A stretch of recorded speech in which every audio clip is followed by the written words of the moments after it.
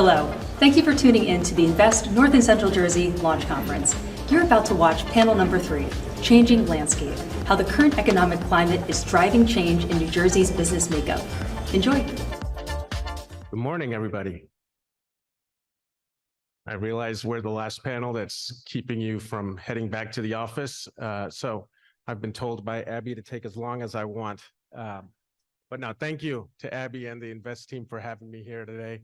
Abby, as a daughter of the Garden State, I think you should start the reverse migration trend and move your headquarters from Miami back to New Jersey. But to you, Natalie, and the team, thank you so much. Juan, good to see you. We were talking earlier when I was meeting this team, and they've traveled to New Jersey from all over the Western Hemisphere, I believe. And the only way they're able to do that is because of Newark Liberty Airport, which I would think the gentleman from Greek Development said the port was a major driver to the North Jersey economy. And I'd say equally as important would be Newark Liberty Airport and its main airlines, United Airlines. I know we have Monica here from UA, so thank you, Monica, and thank you to United. As Natalie said, my name's Wes Matthews. I'm the president and CEO of Choose New Jersey. Mayor Baraka very eloquently said, choose New Jersey, at least a half dozen times at the close of his remarks. So I feel like I don't have to make the pitch myself about what we do or who we are, but we are the state's leading nonprofit business attraction organization. And we are generously funded by a board of directors, a couple of whom are here. Monica from United Airlines, thank you so much.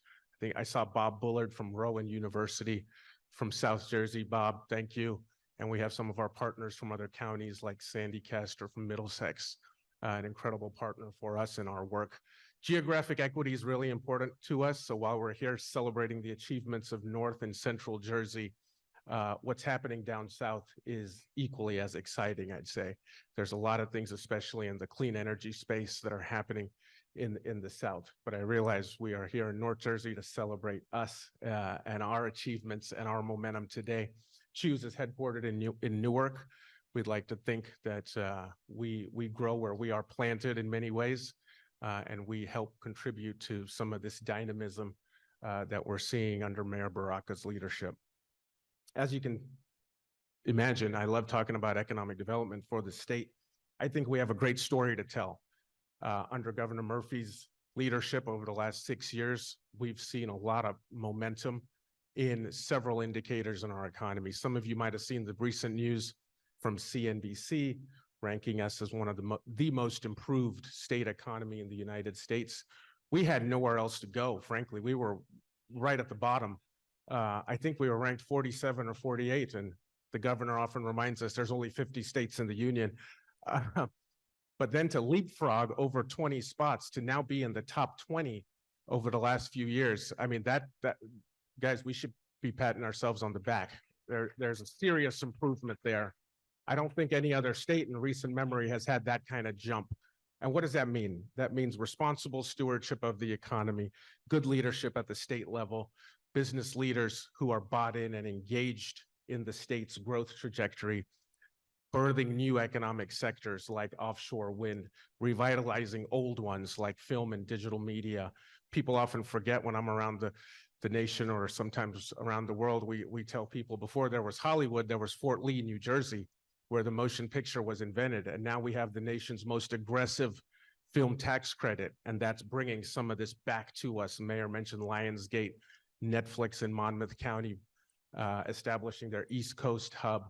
And we're talking to at least half a dozen other studios. So there's genuinely real momentum in several of the sectors. Of course, we have GenMab right there, but in terms of biotechnology and the life science and pharma industry, that in many ways sustains a large part of our state economy. So a lot of good news. Moreover, Wallet Hub and CNBC ranked us as a top state to live. So more than economic momentum, I think some of these factors, these what we call softer factors, and some of our values, New Jersey values, are really catching fire, not just around the nation, but globally. What does this mean? This means protection of women's fundamental rights, minority rights, common sense gun safety regulations, environmental stewardship. This resonates with folks. When we go abroad and we mention this and we talk, and now we have the rankings to prove it, this really resonates because it is about business and making New Jersey an attractive destination for business, but it's also about what's good for business should be good for their employees, and in many ways, most importantly, good for their families. By the way, having the top-ranked education system in the country is helpful to that. I don't think there's a single other state that can match our value proposition and our good values. So again, I would take a pat on the back. Which leads me to this panel's topic, changing landscape. How will current economic trends transform the state economy? Let's start this discussion with a great panel of economic development leaders in Newark and around the state who are doing great things in their respective areas. Please join me in welcoming our distinguished panelists to the stage. Marcus Randolph, President and CEO of Invest Newark. Steve Vitale, Regional President, New Jersey, Pennsylvania, and Hudson for Valley Bank. And Gino DiSeverio, New Jersey Market Executive for Citizens Bank.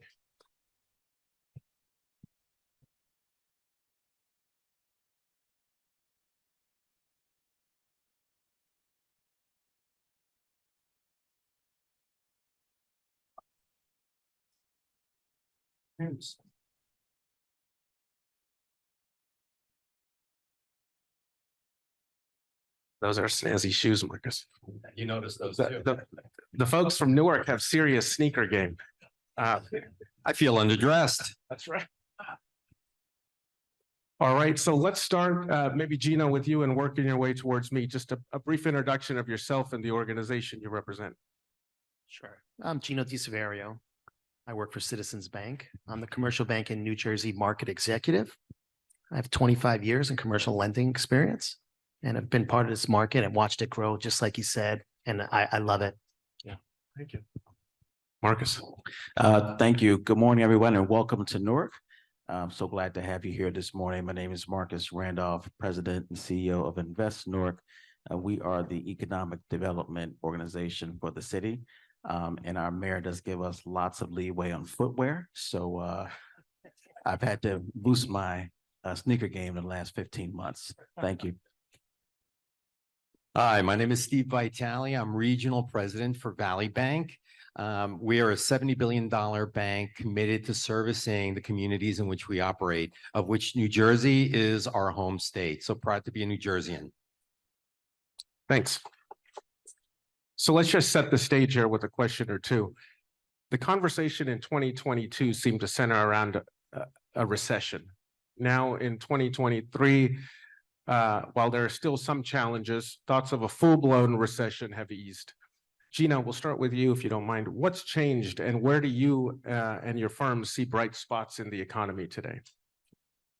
I think the bright spots so far have been the low unemployment rate. We've also had inflation decrease, and that's kind of helped avoid a recession. And we really don't see there being a recession or a deep recession at all if the unemployment rate stays so low. The outlook with this type of unemployment rate is probably a slowdown, but not a recession. Thank you, Steve. I agree with Gino. I think it's important to revisit the definition of a recession.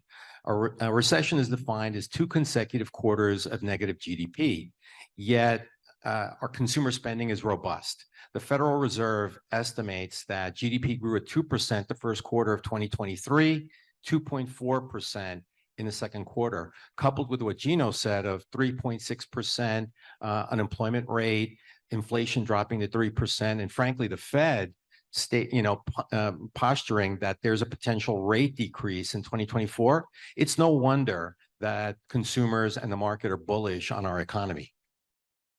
Yeah, it's a very interesting time. I mean, I agree with everything what's said. Certainly here in the city of Newark, we're seeing applications for business permits still chugging along. Clearly, anecdotally, people are spending money. and particularly in real estate. And sometimes I scratch my head and I'm thinking rates are so high. How are people doing this? So that's still happening. Gross domestic product is still up, softening a little bit. Inflation is down, but I do want to note that the Fed really wants inflation to get down to 2%. So there may be some changes in that. So our soft landing, which hopefully does continue, but there may be some bumps if there have to be some other changes made. Yeah, thanks, Marcus. Steve, if you don't mind, I'll ask you the next one and then get thoughts from the other panelists. When you look at North and Central Jersey in particular, what surprised you most about the region's growth? And what opportunities do you see for the bank? Oh, absolutely. I think COVID has accelerated the transition from brick and mortar retail to online shopping. So what I'm seeing is more and more online distributors, companies like Amazon, are investing heavily in the New York City, New Jersey markets because they're critical components of the supply chain. So when I see Amazon invest so heavily in warehouse and distribution space, where I'm seeing real opportunity that's sort of surprised me is you're seeing a lot of small and mid-sized businesses that are in ancillary and complementary industries flourish. So for example, if you're like me, when you buy on Amazon, I hit that little button that says next day delivery. In order for that to happen, freight cartage companies are the transportation companies that are responsible for that final mile delivery. Right? Those are run by small and mid-sized business owners. So I think you're going to see more and more small, mid-sized entrepreneurs enter these complementary and ancillary businesses to support the growing online economy. Thanks, Steve. Marcus, Gino? Yeah, I'll jump in here. I mean, that make a very good point. I mean, obviously, back to the first point, people are spending money, and so you need support systems in place for that to get these products and other services to folks. You know, the participation rate in the labor market in New Jersey is pretty strong, 65%. But there's still some room, right? There's still 2+ million people that are sitting on the sidelines for various reasons. So an opportunity that I see there, particularly for us here in Newark, but also across the state, is we do have to figure out how we're making sure that people who are on the sidelines are getting trained for jobs that they're going to be, help them sustain the lifestyle that they want, jobs that are going to be long lasting here in the state of New Jersey. And obviously a lot of it is service related, but, clean energy, when we have to get people ready for that. Thanks. I think our first panel touched upon it a little bit with the infrastructure and the strategic location of New Jersey. We have a port. We're within driving distance of 4 metropolitan centers. Say if you make bread in Bergen County, you could reach DC in 4 hours, right? So it's become a hub for manufacturing, for distribution, for logistics, for life sciences. And on top of that, we've got a strong employee market here, which is attractive to businesses in some parts of the country. They can't find the skilled employee to be able to help their businesses grow.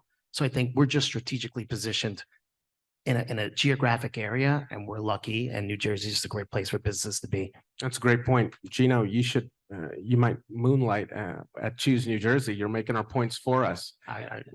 We often say talent and location are some of our state's most critical and most advantageous selling points. You add to that now an innovation-driven economy and a state that has good New Jersey values and what that means, what I mentioned earlier. I think it's an unbeatable combination. Marcus, I might ask the next question, or I might ask you to start with an answer to the next question.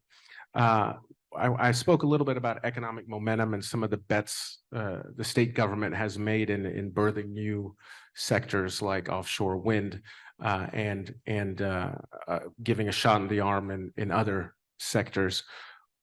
What areas would you like to see the state kind of lean into more on a policy or regulation front? Yeah. Good point. I mean, some of this has been touched on earlier. Yeah, I mean, we have a very highly educated population where I think what's going to help us change a lot is this to sort of push in innovation. We may talk about that a little bit more. I do have some concerns, though, about the drain. We do see people exiting New Jersey more so than moving in. And I am somewhat concerned about that we're losing our our younger residents who are our future employees and workers here in the state. So if the state could lean in a little bit more about, one, how we make New Jersey a little bit more affordable, how do we keep, how do we prevent the talent from, exiting our state, which would be good for us in the long run. Those of us who are sitting here today at some point have to relinquish our positions to those who are coming up behind us. And we want to feel like we've got these people ready to take the opportunity to be leaders in the state. It's a great point. Gino or Steve? I mean, look, in specific policy, I really can't comment, but I could say this. If business leaders and political leaders work together to create laws and regulations that help businesses thrive, it helps people, individuals and consumers and businesses in New Jersey be successful. And those people and businesses are our clients at Citizens. So if they're successful, we become more successful. It's a great reminder. Steve? Sure. For sure, there's policy, but I also think as business owners, we have to lead by example. So for example, Valley National Bank's new headquarters in Morristown, we made the decision to ensure that it was LEED certified, meaning that it complies with green technology and green efficiencies. So I think to Gino's point, we have to partner with government. And for me, partnering also means leading by example, making that decision to maybe spend a little bit more, but to demonstrate that we're really trying to drive that diversity in environmentally green technologies. Thank you. Marcus, if I may ask you the next question. Prior to your time at Invest Newark, I believe you were an executive director within community development real estate for JP Morgan Chase. Considering that and your current role as the leader of Invest Newark, where do you see opportunities for collaboration between the financial sector and organizations such as Invest Newark? And what do you think that collaboration should look like? Sure. Thanks. So I often speak a lot about trying to get, whether it's philanthropic groups or financial or corporations to support the work of not-for-profits and then sometimes government. And yeah, I mean, coming out of some time at JP Morgan Chase and seeing what other financial institutions are doing in particular, I am pleased by some of what I've seen. And I sort of sum it up to three categories: time, talent, and treasure. I'll just touch on those very briefly. I mean, you do have to spend some time with the organizations to understand what it is that they're trying to accomplish. You sort of make an assessment of the leadership, understand, their lay of the land. And I think that's been very good. Not just Chase, but that's where I was at JP, but other organizations are actually hiring and putting people back into the communities, which I think is critical. And along with that, some are even sort of lending some of their staff to help tackle some of these tough issues that not-for-profits and other groups are dealing with.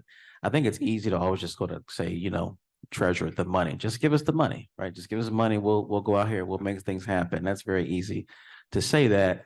But I do think that if you start with, let me understand what it is that you're trying to do.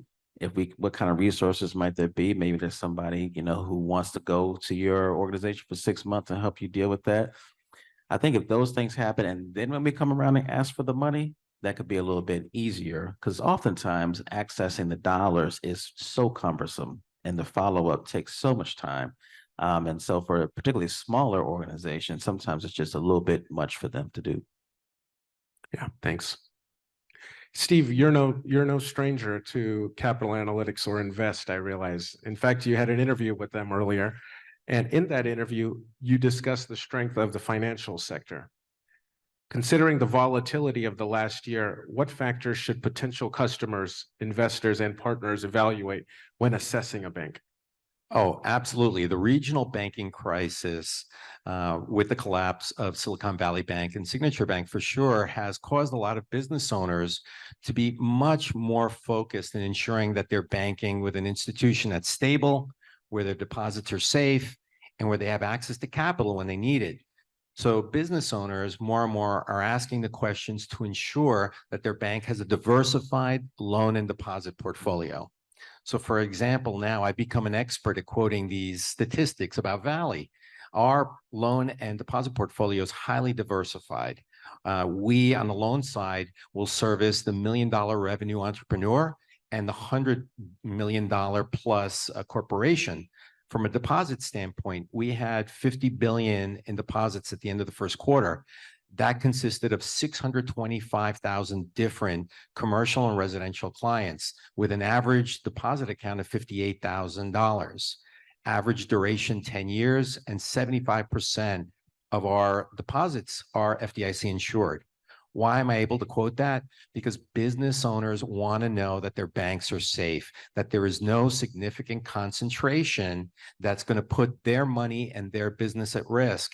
And what happened at Silicon Valley and Signature scared them. That digital run scared business owners who now have to worry about their money. The only other thing I would say is, for sure, I continue to be optimistic about the financial sector in New Jersey, because as I said earlier, as Gino and Marcus said, New Jersey is an important hub, right? It's critical to the supply chain. And because of all the investment that's going on right now, again, with the example of Amazon, you're seeing more and more small and mid-sized businesses open up ancillary and complementary businesses. Those businesses are going to continue to need the services of banks, CPAs, attorneys, and other services. So I feel New Jersey is absolutely going to continue to grow and continue to rebound. Don't you? Indeed. Amen. Gino, the last question to you before I close. So fintech, digital banking services seem to be the rage. In the last year, I believe Citizens acquired 80 East Coast HSBC physical branches and Investors Bank Corp. In this increasingly digital age, what does the site of a physical bank mean to a community? And maybe you can justify the acquisition. Sure. Well, at Citizens, we believe we should be where our customers are. We believe a brand with a branch and our name in a market, in a community makes a difference, where people can see you, talk to you, feel you. Look, it's obviously evident that digitization is the movement of the future. And you kind of think maybe a branch's, I guess, usefulness has decreased. But what we've done is converted branches. Branches today focus more on a consultative approach. Their role is to kind of help customers think through big, important decisions in their lives. And the branch employees are more trained to be trusted advisors and to help clients and businesses make big decisions that affects their businesses or their lives for major events. Thank you. Just to wrap up, and this is to the whole panel, what are some specific factors you believe businesses and the leaders here today should continue to pay attention to if they wish to succeed, let's say 2 years or 2 to 5 years down the line? Well, I'll jump in. I think Marcus hit the nail on the head. The Fed is committed to getting inflation down to 2%. What are they using to determine what's going to drive inflation, right? They're looking at GDP, they're looking at unemployment. And for sure, all of you and all business owners should be looking at GDP growth.